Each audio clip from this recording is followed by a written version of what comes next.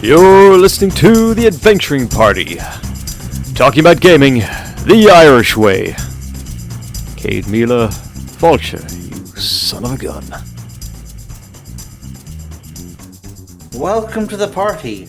I'm Warlord Scarr, dual wielder of death and destruction.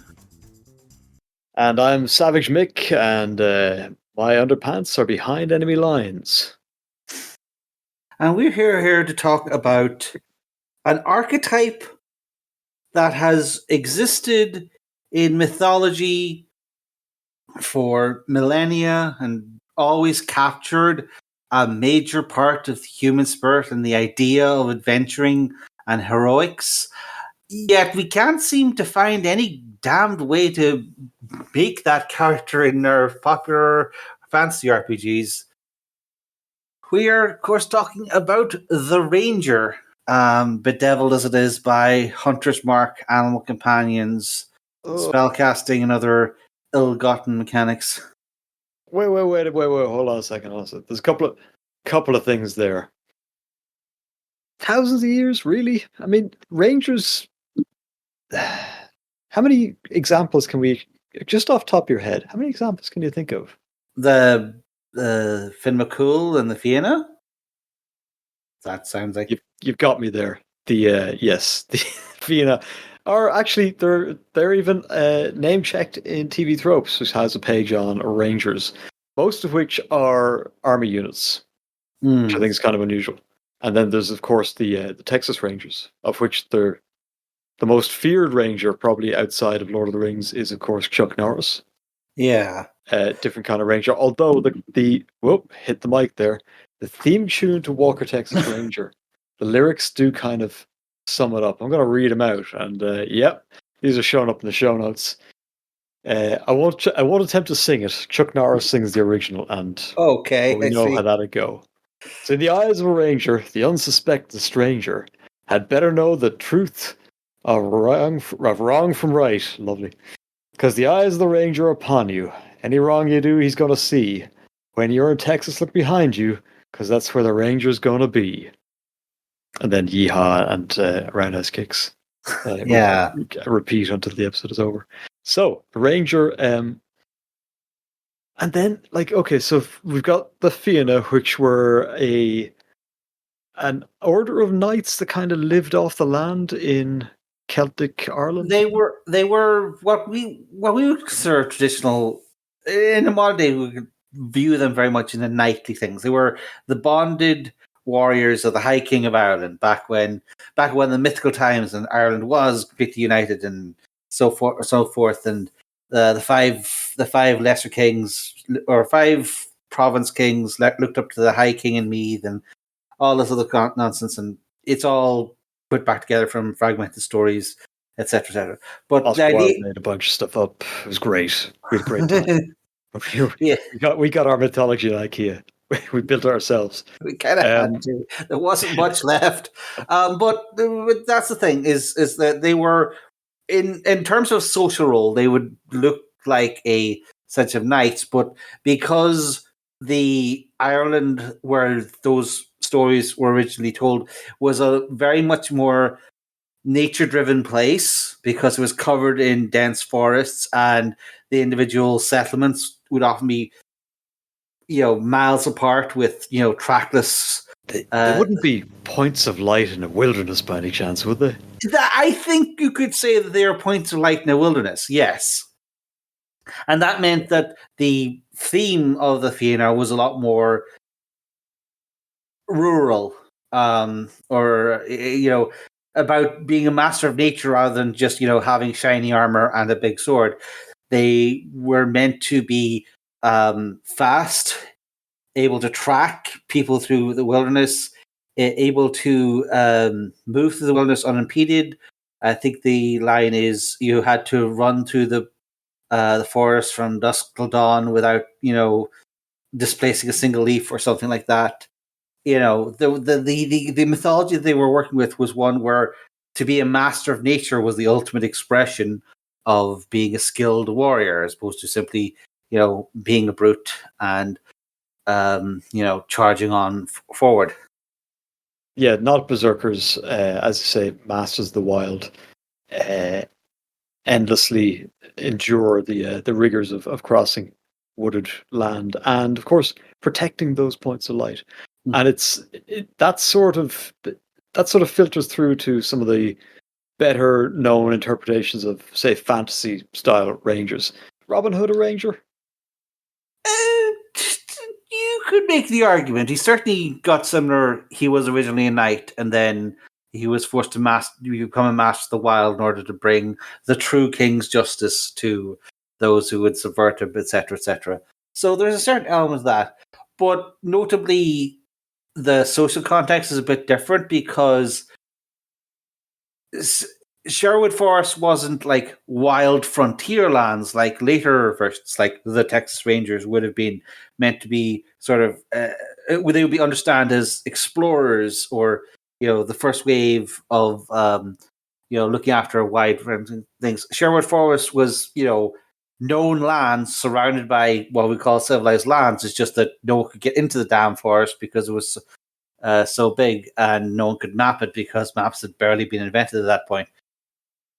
So, yeah, but you're sort of dealing with similar things. It's like that there are wild places between the points light, as you put it, and the ranger is this sort of semi-roguish but also semi-knightly figure that it has the underhandness of all things that are outside civilization, but also the heart of a civilized man, or you can rephrase it as you will, but that sort of an underlying feeling is like the ranger is very much a person who is a foot in both worlds. Yeah, they roam those borderlands to make sure that everything stays the right side of the line. I've always thought that was pretty foundational to the kind of the ranger fantasy. And there's this, I think, in both the Fianna, the Texas Rangers, and that sort of idea of a wilderness ranger, there is a certain law and order aspect. You don't often, I mean, it's not something that tends to get played up much, but there's a sort of a wilderness policeman. If there's a savage beast attacking farmsteads, then ranger is presumably the one you call to track it and then kill it. Yeah, that's kind of it. Now, of course, some of the most famous rangers in fantasy would be depicted in the Lord of the Rings, where we get that one guy who is the class. Well, one of that one guys, and that's the Duodan Rangers. Dunedain. It's this one of those wonderful mixes of Welsh and Old English that Tolkien put together into his own language, because the guy made up new languages as a hobby. But yes, this Dunedain Rangers, the leader of which was Aragorn, secretly the rightful king of both the North and the South, but Robin Hood. Hidden nobility. And the Rangers of Ithilien were led by Faramir, who was Boromir's brother. Yeah, I think so. So they're both outranged. Now, if I recall correctly, they were both kind of border rangers. They were patrolling to make sure that stuff from Mordor and the Darklands didn't creep over the border. So again, looking out for monstrosities, keeping civilized places safe by being on the picket line, I suppose, being on the leading edge, the frontier. Yeah, dealing in that same mythological space, though it's a little bit more confused when it comes to Tolkien, because he has this kind of, he's trying to kind of have it that the lands of Mordor, the Darklands, are both the savage wilderness, but also behind it all is all those factories and the orc coop machine that Saruman makes, because in Tolkien's mind, the perfect civilization is a kind of pastoral wilderness with nobles and estates running over vast fields of something or other, probably tobacco. Anyway, but we're trying to get I think the topic is that because the Ranger, there's been a very hard attempt to make the Ranger seem like this, noble figure, as opposed to just being a thief that likes leaves instead of alleyways. Some grubby guy who can cook everything in one pot. Yeah. We're not done yet though, because obviously that one guy who is, we're getting ever so slightly closer to the D&D Ranger here, is what's his name with the two swords, two cats? Who's got two swords, two cats? This guy, or is it one cat? I think it's one cat, although maybe he has a variety of friends. No one who I can remember the names. I think one is called Brunor, and there's a Never lady. read. I've Yeah. actually only know this guy by name. He is, of course, I'm going to mangle this. Is it Drizzit? Drizzed? I mean, I'm sure there's been many an internet argument over that. But yes, Drizz's Duarden, presumably, our puny mortal Mon Kaitongs cannot pronounce it the proper Elven, etc. But yes, this was an interesting expression of a novel character sort of coming together into a couple of different ways as they were trying to express, oh, this guy can be a ranger. It was originally Drizzard, despite being a cliche now, because the big thing was he was a drow, a creature that was a type of elf that was monsters. You can't have them as a heroic player character, blah, blah, blah. And it was mind blowing in like the late 80s or early 90s or whatever. It's apparently it spawned a counter wave of clones of this. I do always find it weird that Drizzit was the one that kept getting clones made of him, and not say all of the Dragonlance characters. You never hear about like Raistlin clones or Tasselhoff clones, even though everyone complains about. I think they're actually quite archetypical. Like anyone who's ever played a Hobbit or some sort of halfling is of course annoying, and all wizards tend towards evil. It's just a given. It's all that power. It can't be helped.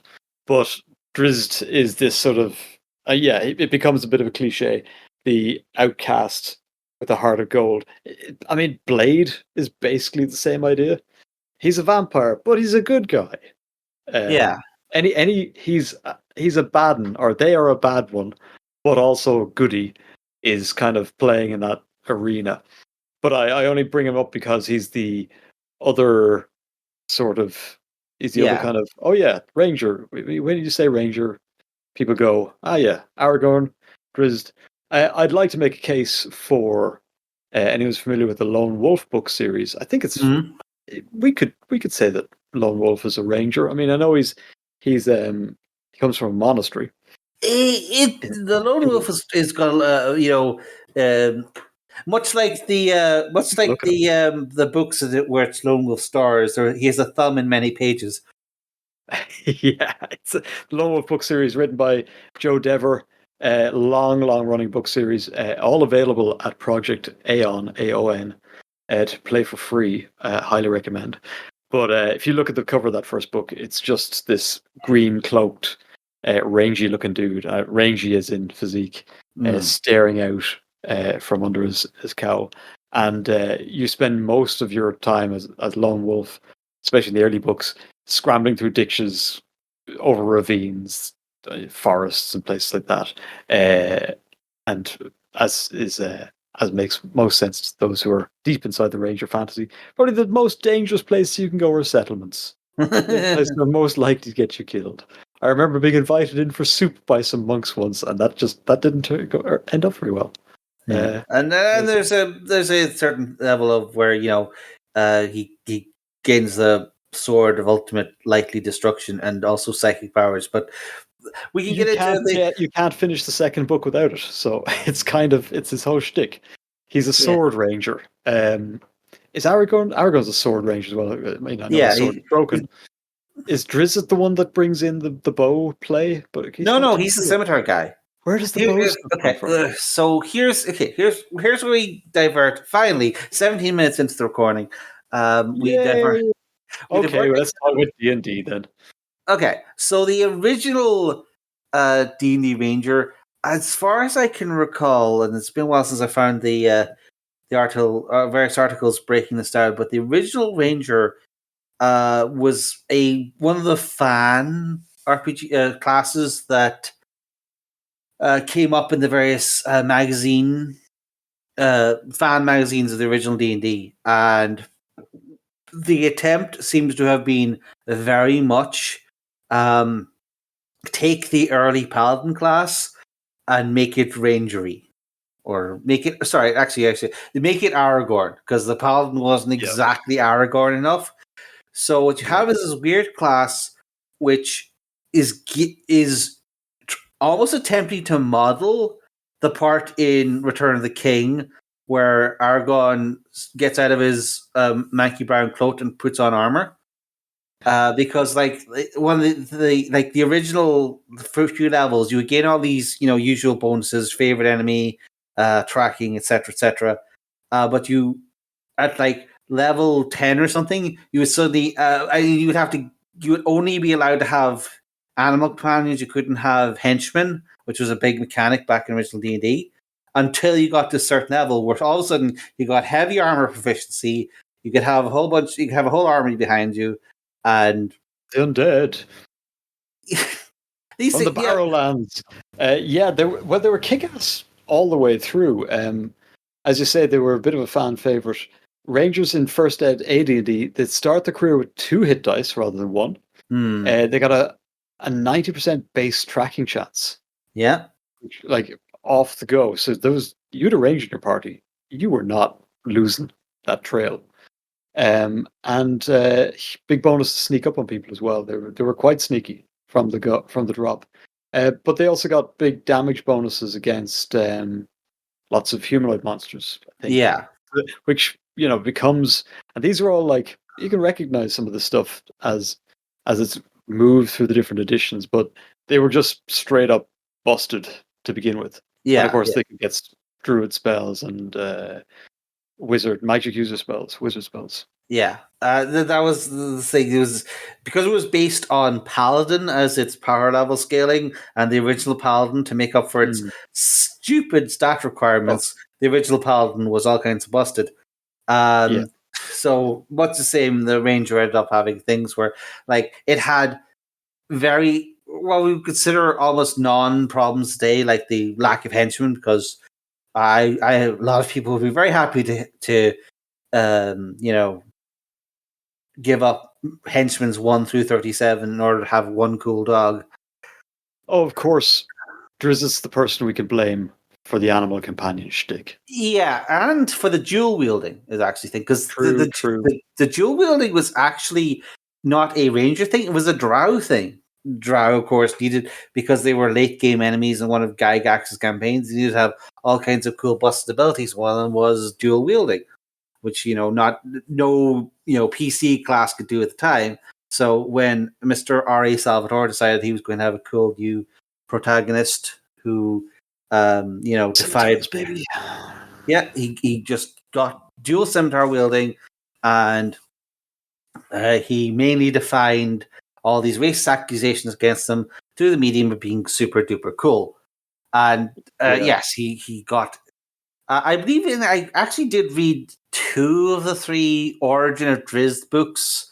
The one where you see just how much of a nonsense cackling evil society Mensa Branson is, and the one where he wanders around the Underdark for a couple of months, mostly meeting people who have been turned into other things and watching them slowly go insane. It's a bit of a weird book. I don't think that they had quite enough material for a trilogy. But yes, this is where he I think kills a wizard, either one of the rival.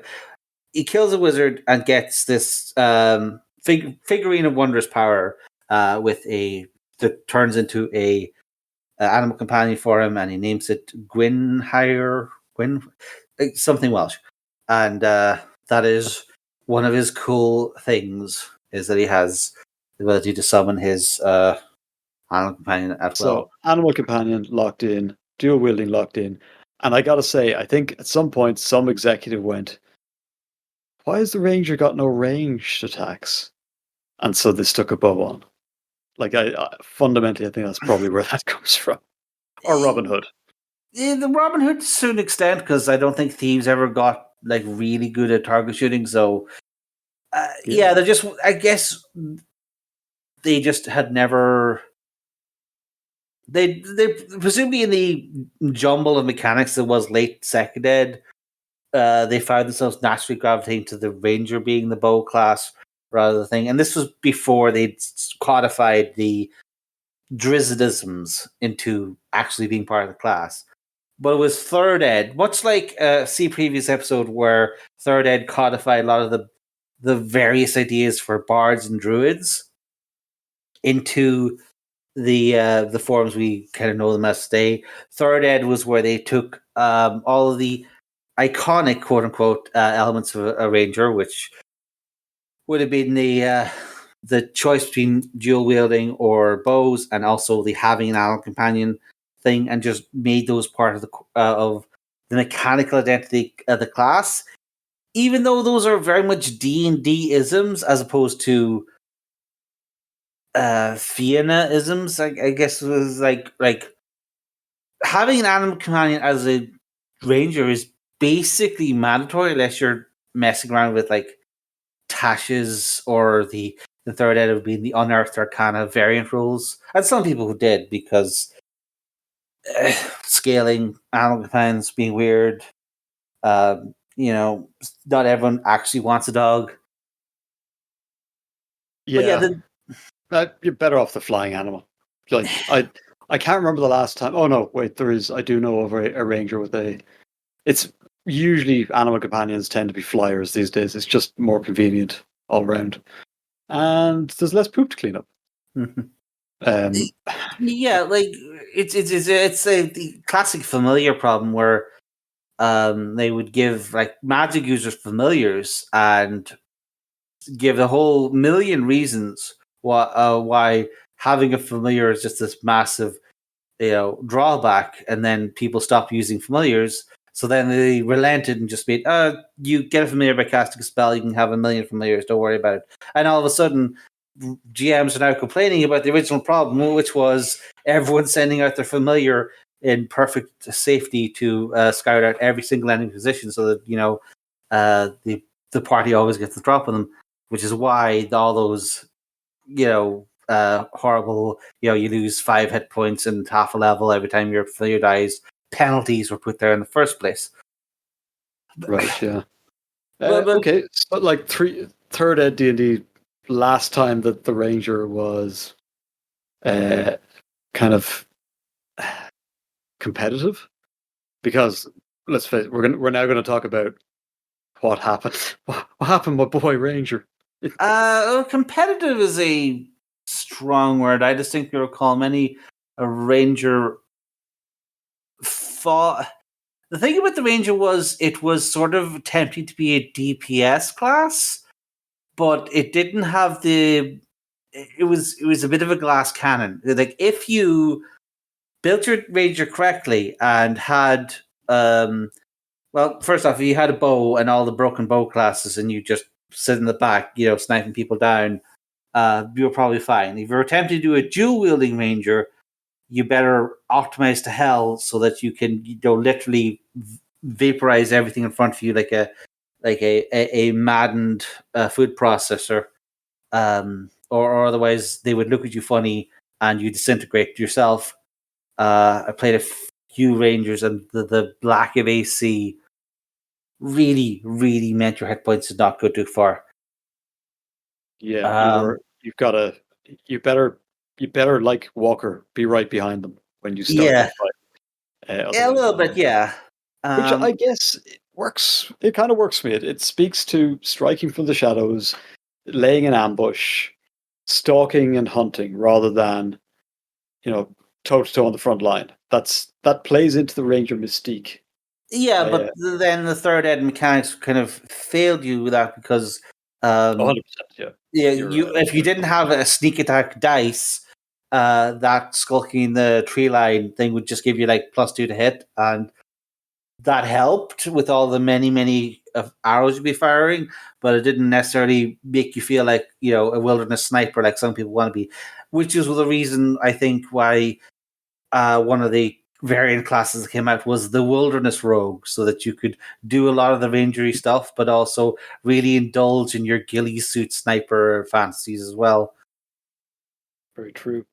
Okay, Hunter's Mark. Okay.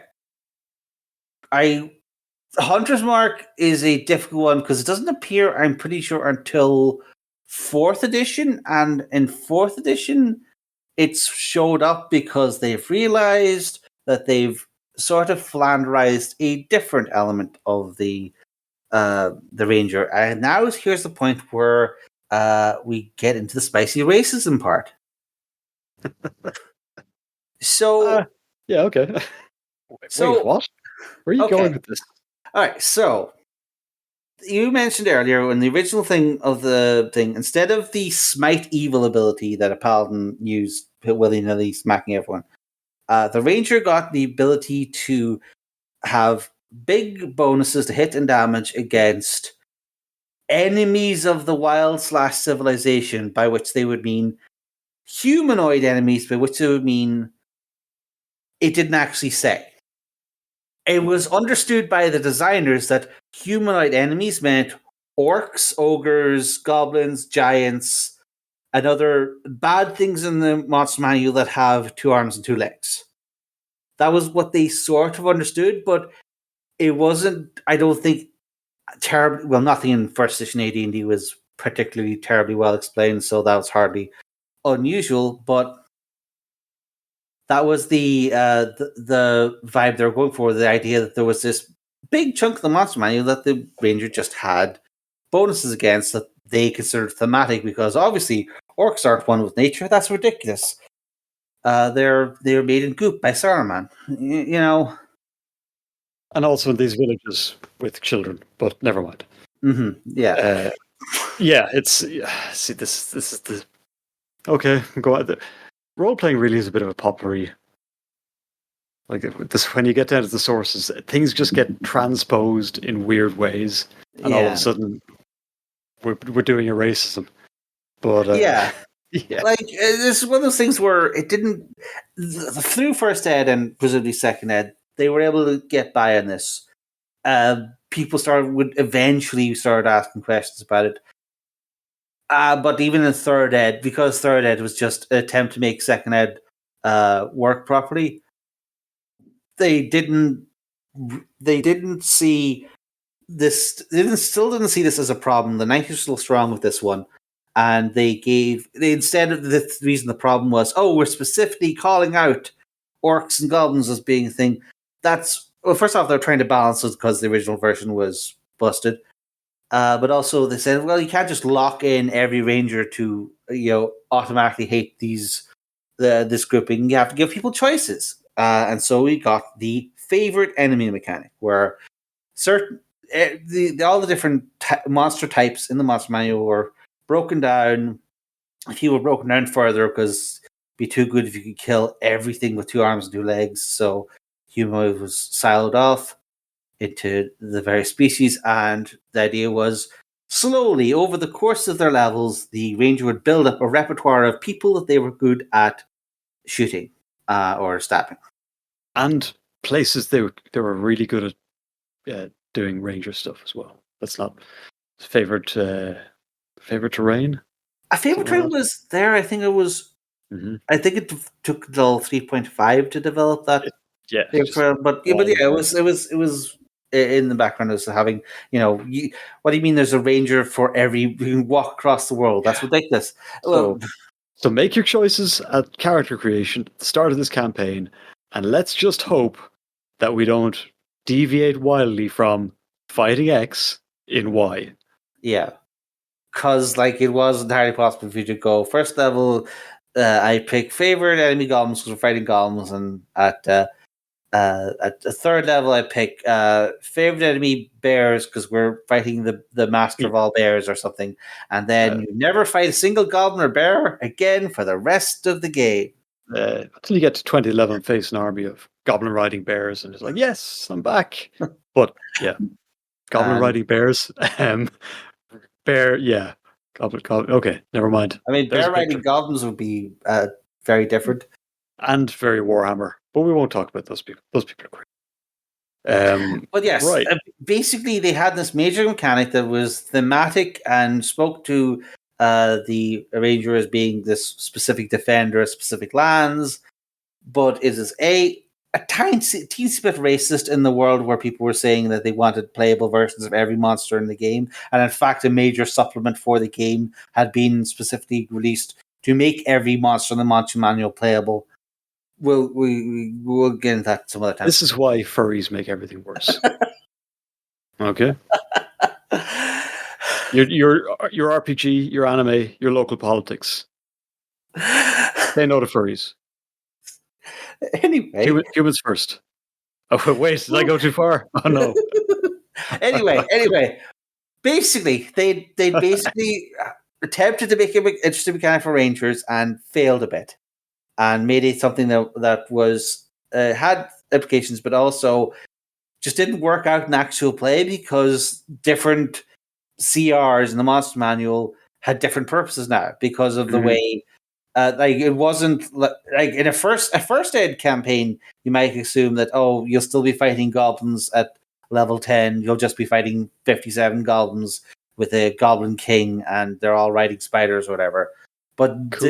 this was no longer true in the tightly CR adjusted time of third ed, and goblins past level 3 were just not even an option as a viable threat. So now, what was a locked-in character choice was just making your character weaker over time. See also all the various trap feat choices. Oh yeah. Okay, Oh so man, 3.5. It was a time. But yes, fourth ed, of course, set out to fix all these problems. We've already had many an episode in fourth ed. Let's not get into the specifics. Let's just focus on what they did with the Ranger. And what they did with the Ranger was they tried to specifically mark down the Ranger as being, like the Thief, a high damage class. The Thief and the Barbarian, high damage class. And it is the niche was the class that did a lot of attacks, even though this was a one attack per turn meta, as it were. So it was this was the class of you like rolling dice, well, this is the dice rolling class. And they're like every other fourth ed, because fourth ed classes that were in the same role in the party, all the strikers in this case, all had their special mechanic for adding damage to their attacks. And for Rangers, this was, I don't know if it was actually called Hunter's Mark, but it was very similar idea. Was you mark a specific enemy, and that is your kill target enemy. And because you have so many attacks, they were just borrowing stuff from World of Warcraft at this stage, so I think they almost definitely called it Hunter's Mark. I'm pretty sure they did. I spent most of my fourth ed playing a paladin, a dragonborn paladin. So see previous furries comment. Scales don't count, right? I'm good. Lizard folk longest. Barsoom forever. Lizard folk ascendant. We've come for your women and your oxygen or something, or your gravity. I can't remember. Okay, so wonderful episode. We're doing so great. But yes, this was the trick of the Ranger was as their encounter power, they would mark an enemy in the melee and say, "This is my target, and I am going to chew through its vastly inflated hit points very efficiently because I have 3 times the attacks of everyone else, and every time I hit, I do an extra D6 or D8 damage, depending on which tier you were in." And that was their thing. And I think they probably did it rather well, considering it was 4th Edition Ranger was one of the was infamous for having its one of the first big infinite combos of 4th Ed. What was his name? Ratata Kenshiro the Orcus Slayer, I think was his name. But it was this. Hell of a memory on you, I, Warlord, I'll tell you that. I, I suppose. I, I I was perennially online, but yes, it was the idea of basically you take a power which was you keep attacking until you miss, and you combine that with a power which was you get +1 hit every time you hit, and combine the two and just basically get infinite attacks. And you kill the biggest monster in the game, which was Orcus at the time. Okay. And Yeah. It's beloved of D&D TikTok these days to come up with crazy combos, but I'm glad to see that they got to it start was, back but this was when vines were a thing. this was fourth ed, where everything that the game did, there was that other editions loved. This was a mistake in fourth ed, but anyway. But yes,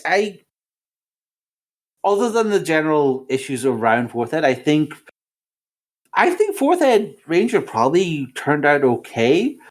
It might not have been the optimal striker in the end up, is the thing, because fourth ed was very mechanistic. It sort of called out to people to optimize it, and I suspect it would not have taken more than one or two extra classes that had like 5% extra damage per round on average to basically dethrone Ranger as a thing. I think I don't know if I got the final class tier list, but I think there was something called Avenger, which is like combination Paladin Assassin. That I think was the ultimate striker, and therefore kind of dethroned all the thieves and barbarians and rangers. And again, this is a lot of this is running off memory. Sorry. Yeah. But Well, no, this is it. It can be hard to find detailed information on previous editions of D&D. yeah, because it was all on the WotC forums, and those were deleted like five months into the fourth ed's life because criticism is so cringe, yo. You ever read the comment sections on spells on D&D Beyond? No, It's pretty wild. It's a lot of the same flavor. It's yeah. yeah.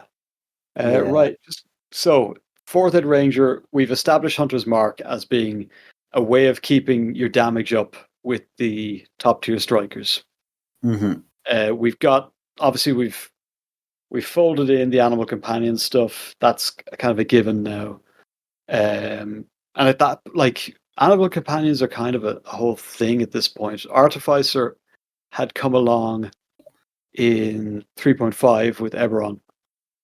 And if I recall, the better Artificer builds were the ones that used basically an animal companion proxy of a sort of a construct that would follow you around. You'd upgrade. So animal companions were kind of having a bit of a moment. And of course, there was lots and lots kicking around from 3.5, just depending on your different avenues to getting one, be you druid or magic user or had a familiar, whatever. Fourth ed, yeah, the Hunter's Mark thing. We've established through lore and pop culture sort of fold-ins. We've got our dual wielding or our ranged, bow ranger. Those are our kind of our options. And then we roll into fifth ed. Of course, we've also established that.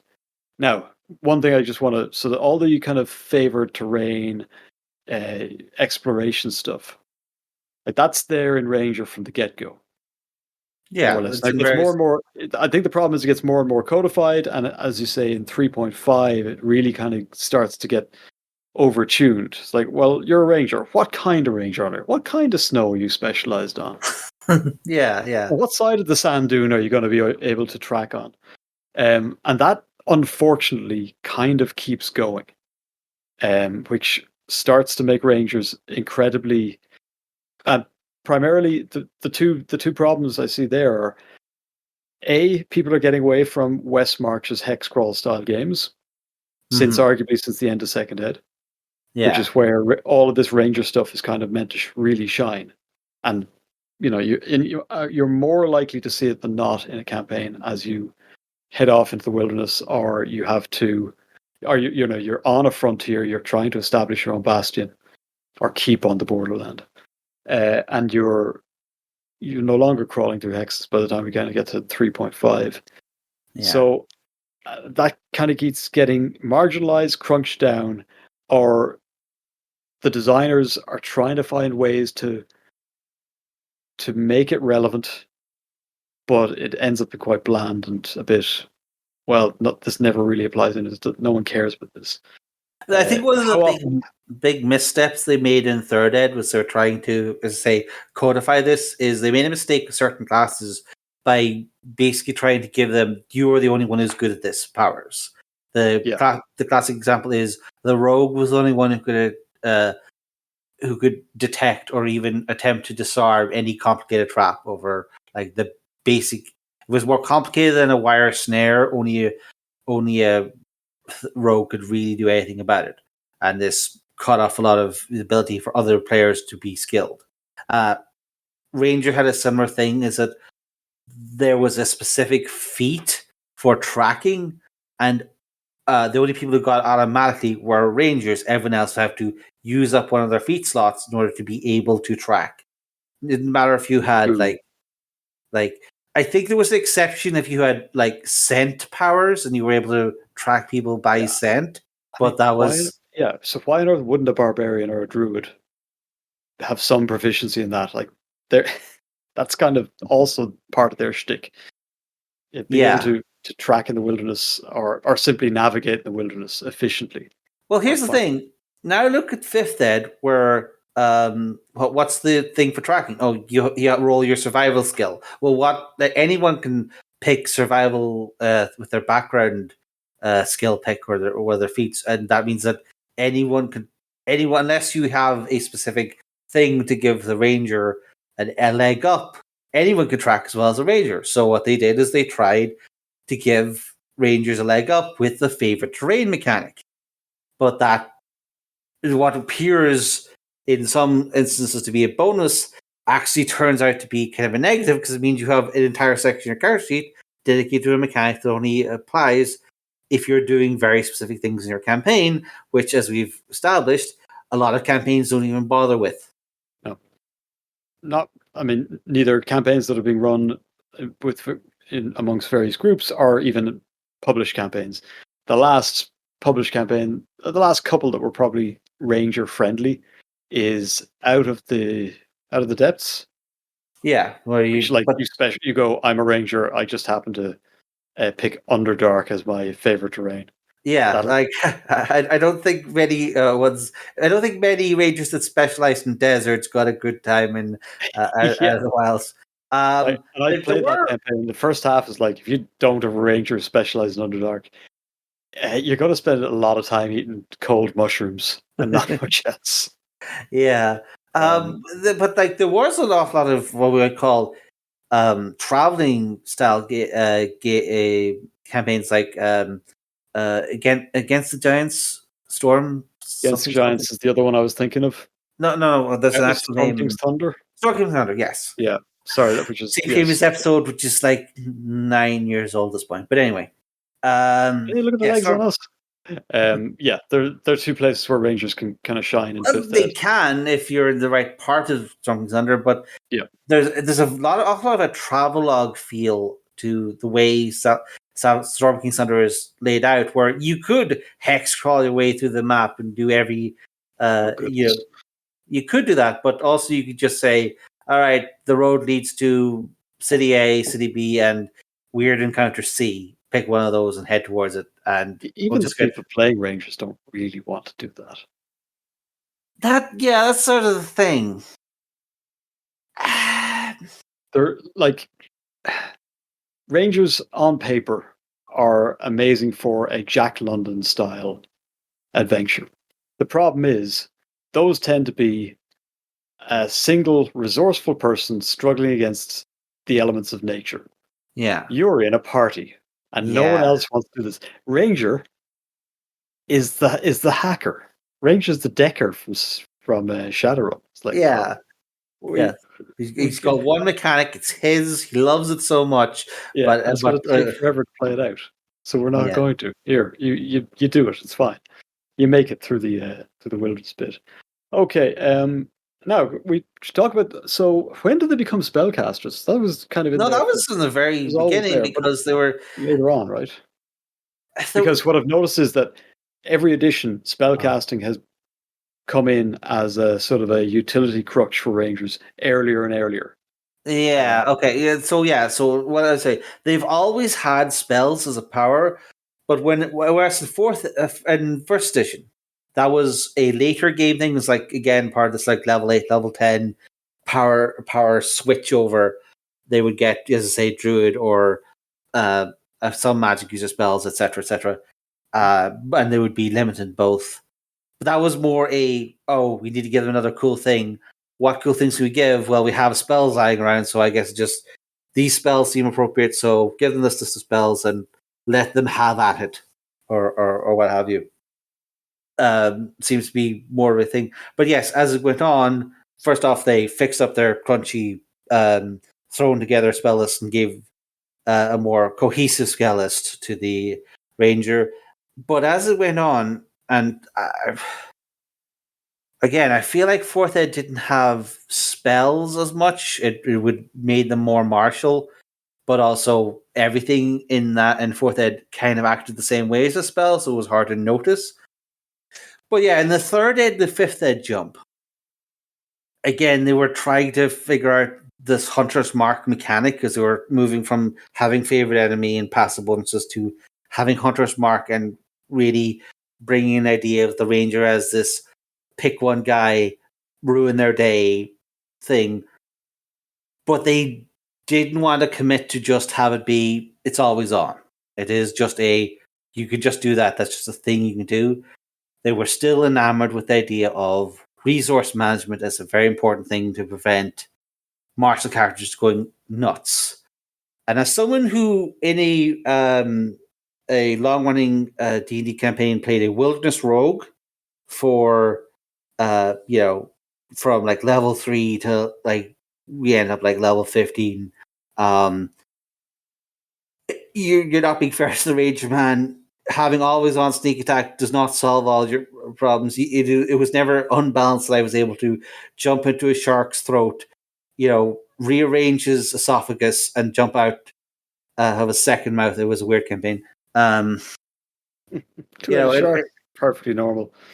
Yeah, what I'm saying is they couldn't. They had always on damage buff characters, and they also had the ranger who suddenly was shackled to using a spell. I guess they probably thought that they'd done such a good job with the paladin, where they'd had the bright idea of smite evil and paladin spells. They're the same thing. Let's just use them both. And I guess they applied the same logic to the ranger, but the result was that a lot of the handy tricks of a ranger of being able to just always have a snare trap prepared or to pass without trace, these were all now in conflict with the Rangers, being able to do anything useful in combat ability. Because, like, a paladin that paladins don't tend to use their spells outside of combat. Their spells are combat buffs, especially now that detect evils and that well ability. So if if you asking a ranger, you're asking a paladin, do you want to hit do you want to smite evil, or do you want to give the entire party plus D4 damage against evil things? That's not a apples and oranges thing. That is, what flavor of bonus to damage do you want? Whereas for the ranger, you're asking them to have any combat bonuses at all, or do anything rangery, because they haven't. They had they're trying to come up with these rangery abilities, and they put them into stuff like favorite terrain and whatever the one about always finding foraging things, and these are abilities that Natural never come. Explorer, yeah. Well, it's Natural Explorer in 5th Ed 2014, and it is Deft Explorer. Yes, no, Deft Explorer is really watered down. It's actually Deft Explorer is you get some skills and you know 2 languages. Yeah, yeah. These are They pretty much cut it out, I think. Yeah, that's the thing. Is they haven't found the balance between the ranger is a skilled person who's at home and natural in the wilderness environment, and the other problem where it is 2024. A combat class can't just be a guy with big numbers. They have to have add-on damage buffs and triggered abilities and etc. etc. I mean, the fighters having similar issues where the combat math does not favor just I swing sword at man. You have to have extra feats, extra fighting styles, crit bonuses, and all the other nonsense that fighters need to have. But with the fighter and the paladin, they can just say, okay, this is a 100% combat class. Let's just give them 100% combat abilities. But the ranger is trying to, well, he's a person of 2 worlds. He is, as much as he's a defender of civilization working in the wilderness, he is also a frontline combat class working in a environment where also you need skills and spells to deal with problems sometimes. And I don't know if they've ever gotten that dichotomy right. Yeah, it seems to swing back and forth. And I think a large part of it kind of is because it's so hard to express mechanically those kind of live off the land, favorite enemy, never get lost, never go hungry kind of. Okay, so here's the thing I want to say about that. We're dealing with this sort of civilization versus nature idea. But that idea in itself has also got more complicated over the world, where it's no longer a clear-cut idea that, what is outside the town walls is automatically bad things that at some point the great lights of civilization have to bring under control. That was very much a medieval idea based out of pastoralism, and then Tolkien, with his hatred of industrialization, kind of codified that into the fancy lexicon. But in modernity, we're seeing much of a reversal of that, where civilization is one of the causing problems, and nature is something that needs to be protected. And this is where you get the sort of idea that druid is a wonderful eco-terror. Yeah, it's like I can't understand why more people don't get this. Like they're rangers and druids should, if they're not kind of working in an Interpol style way, they should probably be at each other's throats as two sort of two security agencies that are both vying for dominance. And there's a kind of a frictional edge there between them. Well, how was that 70s TV show where one guy was meant to be KGB and there was CIA? Something like that. Hilarious buddy cop comedy with geopolitical undertones. Yeah. But okay, I guess what I'm trying to get at is that the mythical background that we discussed at the start is in itself also in a kind of a flux, where the ranger is kind of still that good guy, but also the knightly elements of him have kind of been pushed aside as we've gotten more into the Drizzt word, and being Robin Hood all the time is cool element, and the knightly aspects have sort of been pushed aside as we've gotten less and less. Well, partly because we were less and less impressed by having I'm secretly a knight as a character point, but also because we've Paladin has just taken that entire archetype and just made it itself, and there's no space. Even fighters can't be knights these days because of just how much Paladin has taken up the knight energy. And I guess what I'm saying is, like, as much as we agreed as a hive mind of humanity that Rangers are cool and there's something to them, the specifics of what that something is have gotten fuzzier and fuzzier, and it's become harder and harder for people to mechanically express that, particularly in a game like Fifth Ed, where they're afraid to limit the GM's approach to how the GM runs the games in any way, and even where the GM wants, please help me run my game. They're terrified of actually limiting that, and therefore they can't put in hex crawl rules or starvation mechanics or what have you, and make those things a core part. They can't bring themselves to do that, and that means there's nothing to latch onto for the ranger, and the ranger therefore has to fumble around looking for a place in the party mechanically, even though in fiction we all can say, yeah, that sounds like a ranger. Yeah, it sounds like the ranger should have this, this, and this. That's all sounds cool. Thing is, you're wrong. Okay. That's the great thing about the newest edition of D&D. You're wrong. Because we can find a concrete place to express the rangeriness of rangers mechanically. You know what's coming. Just let this happen. It's easy. Just make them use Hunter's Mark more. That's what defines Ranger now. That's their thing.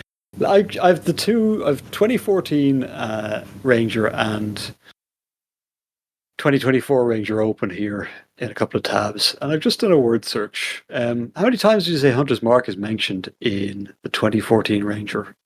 I think one just as an entry on the spell list for the Ranger. I don't think it was ever a core mechanic. It was just a thing that was hidden inside the spell list in 2014. And if you didn't cast it, you were a moron, and people would tell you were a moron. Because that's whereas I suspect, yeah. Whereas it's not mentioned once. It's not even mentioned once. Yeah, and in 2014, I assume there's like 10 different entries for it. 2024, it is 7 mentions specifically in the. It is probably the most mentioned mechanical thing in the entire Ranger description. 24, like this idea that this is Ranger now, Hunter's Markman. I'm going to play a Hunter's Markman. Is basically what has stuck in my craw ever since I read the class description a couple of months back. I just cannot believe it. But this is, if you take away everything else, and you need to define classes, but to do something, right? What is a class? It's a miserable pile of hit points and features.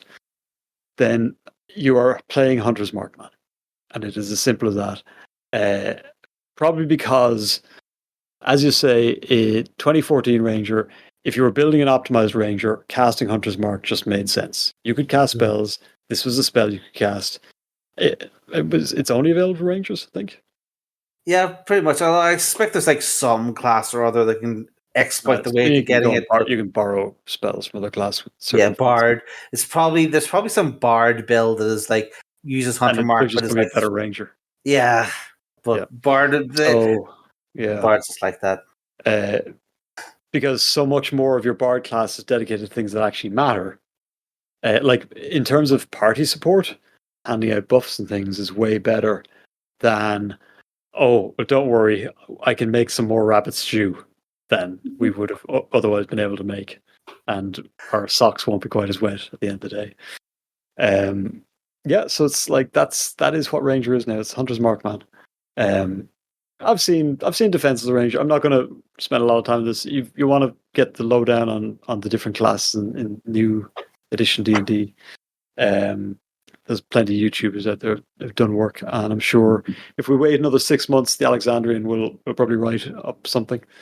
But okay, I think I think it is kind of lamentable that a class fantasy that, while a little hard to nail down, it's sort of like you know one when you see one. You kind of know a Ranger archetype when you see one. Regardless of however many Panthers might be following them, but yeah, as an expression of that fantasy, it feels like one of the poorest attempts yet, and we've been sliding further and further away from the kinds of games where Rangers are actually relevant, and that's a topic for another time. You and the and them being kind of mechanically interesting as Here's the opposed to part of the issue is in terms of like mythological fiction, we've sort of gone away from the time when every hero was meant to be a little bit of a ranger. As I said, we like back in the time of Finn McCool and the Fianna, the expectation was that if you couldn't survive in the wilderness, there was no way for you to be a hero because you'd get 3 steps out of town and get eaten by wolves. So having wilderness mastery was a generically heroic archetype, and we see that carry through at least until um, Lord of the Rings, but in Lord of the Rings, would then introduce the idea of, well, we have these hobbits who need to get to a certain mountain. They're not going to get there on their own, but, well, actually, they do about half the way distance they're on because of... Anyway. Giant eagles will fly them there. It'll be all done by Christmas. But the thing is, everyone in the Lord of the Rings party has basic survival skills. See Samwise with his potatoes and all that. So no one in the Fellowship is like complete. They're not going to starve to death if you leave them in the middle of the Misty Mountains for 2 days. But they still need Aragorn as the ranger to take the lead in that. They need someone to be the best at it. I mean, Merry and Pip will find a keg and some weed. No food, but they'll be smoking their heads off. Yeah. I guess what I'm saying is we're no longer... We're in a paradigm where people are no longer expected to have wilderness skills, and therefore any adventure that requires someone to have wilderness skills is a non-starter, because it takes one party of, it's 3 wizards and the fighter is a rapier specialist, and all of a sudden you're lost in the wilderness somewhere. Well, I guess you all died in 2 days before you even get to the dungeon. These are the kinds of because we're intended to have... I mean, there's a whole other topic here about is D&D meant to be an everything game or just the most things game? At the point where our topic starts to ooze out into the edges, I think we should probably call it a day. I'm strongly considering getting a Marga hat made, make all Rangers great again. But I'm sure no one will confuse your messaging at all. Yeah, it'll be fine.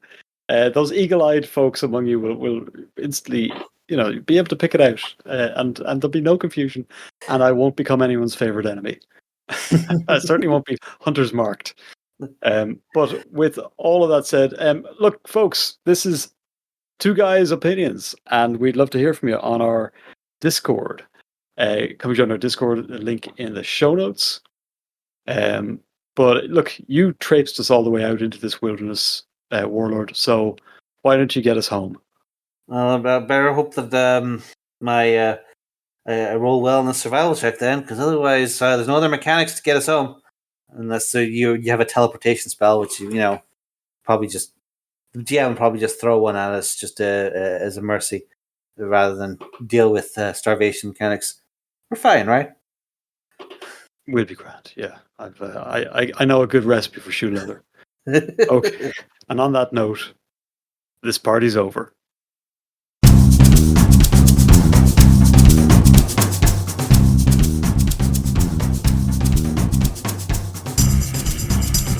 Thank you for listening to The Adventuring Party. Join us on our Discord server, where we keep the party going after hours.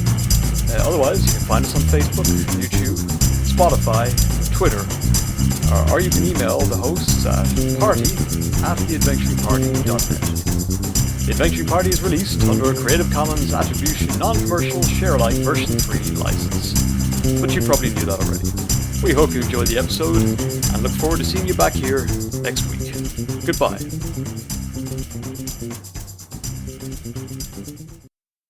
I guess the problem with all that is there's no endpoint for this. There's no. I'm not sure there's unless you're going to revert people to playing a different type of game. In which case, you should probably go and write a different kind of game. Yeah.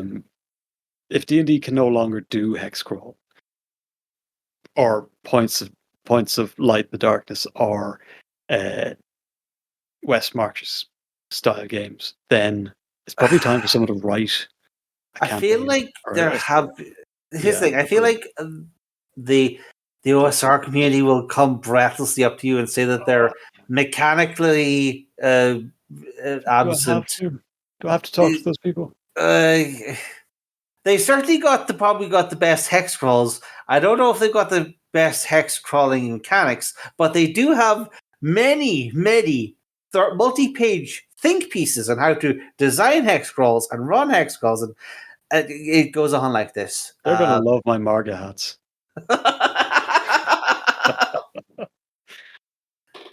All right, we're definitely stopping it now. Yeah.